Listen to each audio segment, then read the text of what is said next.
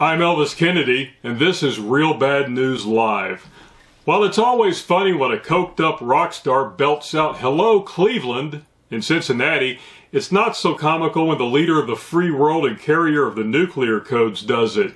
This week in Texas, after finally appearing weeks after the electrical grid disaster that left 49 dead, caused an estimated $60 billion in damages, and crippled the Lone Star State's economy, still suffering food and water shortages, by the way, but no shortage of blankets, Joe Biden came to the rescue with blankets, which were distributed to Houstonians in the now 80-degree weather. Biden remarked, "Where am I and what am I doing?" on a hot mic, begging the question, if you don't know where you are or what you are doing, do you even know you're on a hot mic? Secret Service agents quickly responded by hiding the nuclear football, as the briefcase with the launch codes is called, from the dementia patient and replacing it with a stuffed unicorn, which Biden immediately named Greta. Biden has refused to give Greta up even at bedtime, especially at bedtime, growling and snapping at anyone who attempts to remove the toy. I wonder where he got the name. Greta.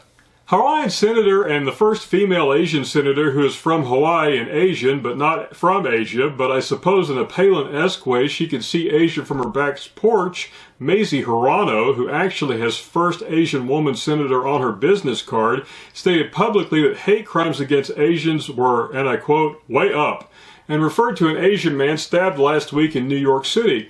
When asked to what she attributed this alarming alleged rise in hate crimes against Asians, she said Donald Trump killed that man. Donald Trump, who was 1,000 miles away at CPAC all weekend, could not be reached for comment.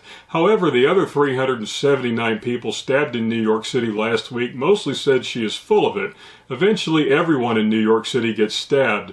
One man, while bleeding out on the sidewalk during a 3-hour wait for the defunded NYPD, coughed, "Stabbers aren't racist, they're stabbers." A stabber, when interviewed, confirmed that stabbing is not about race by stabbing the white reporter. Remember when Coke would like to teach the world to sing in perfect harmony? Coke has now joined the new normal of disunity-unity in demanding that white people stop being white. Coke, in a recent employee unity class, demanded that Coke employees be less white. Slides leaked from this course in de-whitifying explained that being less white meant being less oppressive, less arrogant, less trusting, less defensive, less ignorant, and to break solidarity with all whites, shunning them, and therefore becoming less white. Coke's final statement, which I presume was an invitation to change one's colors or GTFO and find another job, was be less white. One wonders, how can one be less trusting and less defensive at the same time? And also, what absolute idiot came up with this? Pepsi responded by re-releasing footage of that time they accidentally set Michael Jackson on fire during a commercial and began test marketing Rebel Pepsi One with an orange Dodge Charger jumping Louis Farrakhan on the bottle. In cancel culture news, Mr. Potato Head has been canceled. Mr. Potato Head joined such villains as Aunt Jemima, Uncle Ben, Paw Patrol, all Indian-based sports mascots, and Hattie McDaniel, the first African-American woman to win an Academy Award for her portrayal of Mammy in Gone with the Wind, a movie which has also been canceled. But I digress. Mr. Potato Head was canceled simply for being Mr. Hasbro, the toy maker, opined that Mr. Potato Head was disinclusive to the other 58 genders, and the toy shall henceforth just be known as Potato Head. This was met with backlash from a certain group of Irish who pointed out the cultural appropriation of the word potato. In a response, Hasbro said no one cares about the Irish. Days later, and just after the mysterious bombing of the Hasbro corporate headquarters, the toy maker changed the name to just Head.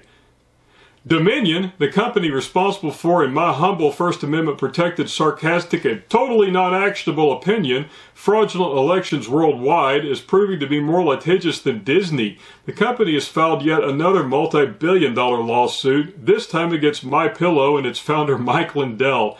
Lindell was not quoted as saying, "Bring it on, you election-thieving bastards. Now your evil will see the cold light of day." Appearing a little unstable, Mr. Lindell, famous for pulling himself from the throes of crack addiction and creating the most successful pillow in the world, was reportedly working on a new project, the MyFU Dominion machine.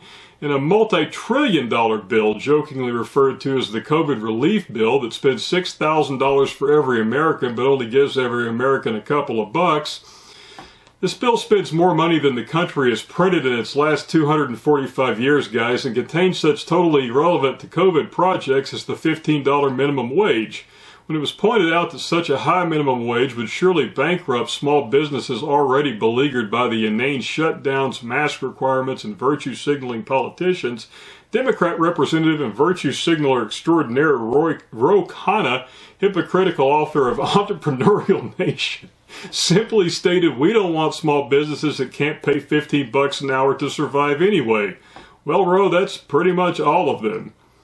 Now to big tech. Conservatives are fleeing the more popular and current social media platforms for the granddaddy of them all, Myspace. When confronted with this, Twitter's own Malibu bin Laden muttered something unintelligible, pulled a vegan Big Mac from his beard, began eating it, then banned Tom. In money news, Bill Gates, cartoon supervillain brought to life, vaccine pimp, and purveyor of all things infertility, who is neither a doctor nor a financial advisor, posited that cryptocurrency was worthless, calling Elon Musk and anyone else who bought it a bunch of idiots and threatening a vaccine for all of them. Musk responded by purchasing Mr. Gates and having him entombed in a carbonite shell for all of eternity, thereby saving the universe. Told you Tesla'd save the world. Back on the vaccine front, militarized FEMA vaccination locations have been set up all over the nation to ensure that everyone who wants to be vaccinated can be vaccinated, and even those who don't. That's the truth. The fact that they are all run by the National Guard, who are carrying live weapons and wearing riot gear, only goes to show you how dangerous the disease is. It has nothing to do with a federal takeover of the states, and certainly nothing to do with COVID-21 or cannibalistic walkers. Nothing. Go back to your Netflix and forget you ever heard this. On a less positive note, military vehicles with armed soldiers have reportedly been deployed to poor neighborhoods to combat vaccine racism and ensure no one gets away. Is left out. That's real bad news live. Stay skeptical, my friends. Are we clear? You know why Biden named that unicorn Greta, right? He's got a thing for Greta Thunberg. The how dare you kid. What a disaster. You know, she was talking about how Americans don't understand the metric system when half of us walk around with a 9mm in one pocket and 5 grams in the other. It's like, damn, Greta, someday you're going to end up on a pole that's 2 meters high and 45 millimeters wide.